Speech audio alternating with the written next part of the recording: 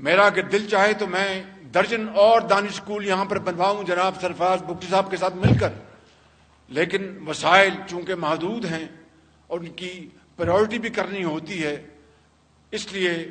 مزید انشاءاللہ اس میں اضافہ کریں گے۔ مگر تعلیم کسی بھی معاشرے کے لیے ایک ایسا روشن چراغ ہے جس سے ایک نہیں ہزاروں لاکھوں دیے روشن ہوتے ہیں، اور تعلیم یہ وہ علم ہے جو کہ ہر طرف علم کا نور پھیلاتا ہے اور اندھیروں کو اجالوں میں بدلتا ہے۔ میں سمجھتا ہوں کہ تعلیم کے بغیر اور جدید تعلیم کے بغیر کوئی بھی معاشرہ ترقی نہیں کر سکتا۔ اسی لیے بلوچستان جہاں پر بہت ہی ذہین اور فتین بچے اور بچیاں ہیں، ہمارے اس قوم کے بہادر بچے اور بچیاں جو تعلیم کے زیور سے آراستہ ہونا چاہتے ہیں، ان کو تعلیمی سہولتیں مہیا کرنا حکومت وقت کا فرض ہے۔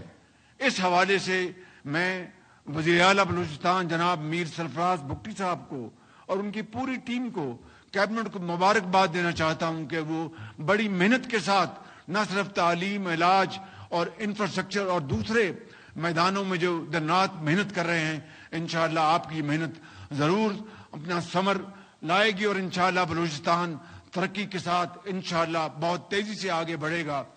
میرے بزرگوں، بھائی اور بہنوں، دانش اسکول جو ہم نے بنائے پنجاب میں، آپ یقین کریں کہ وہاں پر ایچ این کالج سے بھی بہترین وہاں پر تعلیم ملتی ہے۔ وہاں پر بہترین کلاس رومز ہیں، سمارٹ بورڈز ہیں، ای لائبریریز ہیں، اور بچوں کے علیحدہ علیحدہ ہاسٹلز ہیں۔ ان کی خوراک، ان کی کتابیں، ان کی ہر چیز مفت ہے۔ اور آج ان دانش اسکولوں سے ہزاروں بچے آج انجینئرز بن چکے ہیں، ڈاکٹرز بن چکے ہیں، اور بڑی بڑی ڈیبیٹس میں امریکہ میں، یورپ میں وہ حصہ لیتے ہیں کمپٹیشن میں۔ میرے بزرگوں، بھائی اور بہنوں، آج ہم نے 5 دانش اسکولوں کا یہاں پر سنگ بنیاد رکھا ہے،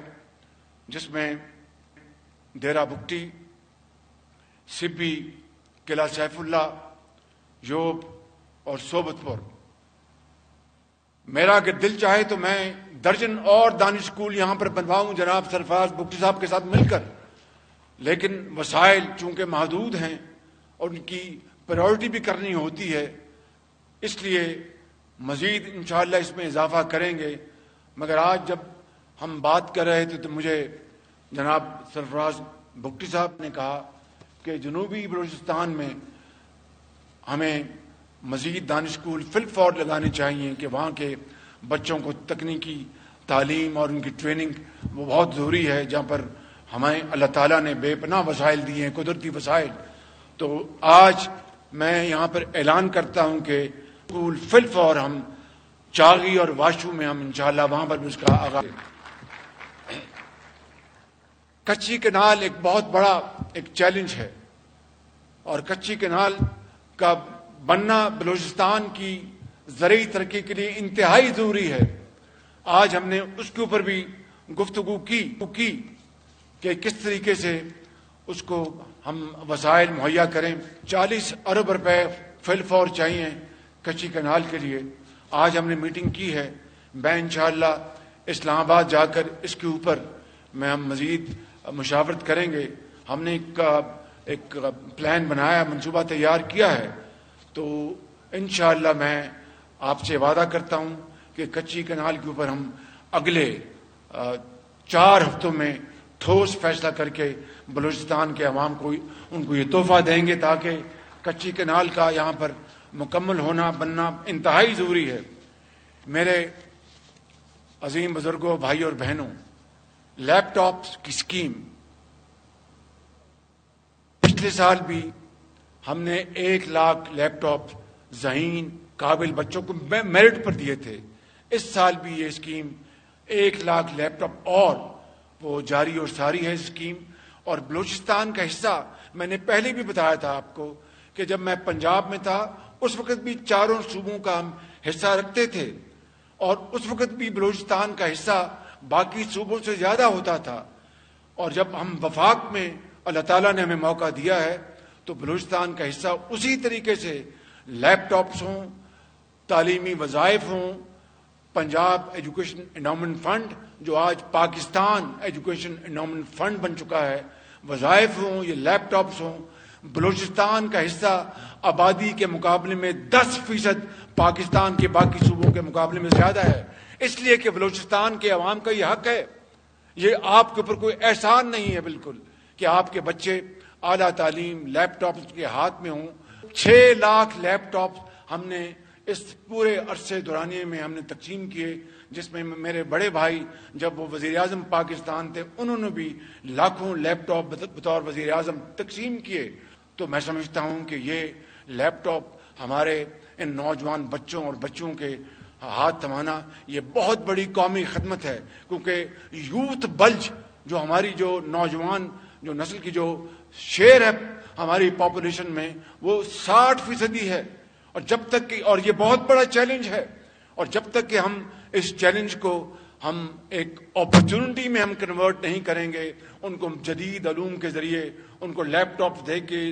ان کو تعلیمی وظائف دے کے باہر کی یونیورسٹیوں میں بھجوا کر، میں سمجھتا ہوں کہ حضرت قائد اعظم کا خواب اس وقت تک شرمندہ تعبیر نہیں ہوگا۔ میرے بزرگوں، بھائی اور بہنوں،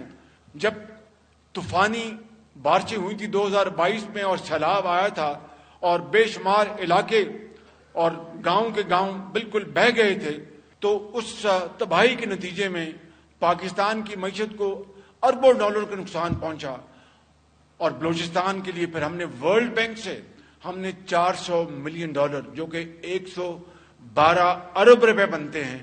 وہ ہم نے حاصل کیے، جس سے کہ لاکھوں گھر جو ہیں 4 لاکھ روپے فی گھر وہ بنائے جائیں گے۔ ابھی میں نے سرٹیفکیٹ دیے، کئی گھر بن چکے، امید ہے کہ اس سال 57,000 گھر جو ہیں وہ مکمل ہوں گے۔ اس کے بعد اس کا دوسرا فیز ہے، یہ ٹوٹل جو ہے تقریباً 98,000 ٹوٹل گھر ہیں۔ اسی طریقے سے کیش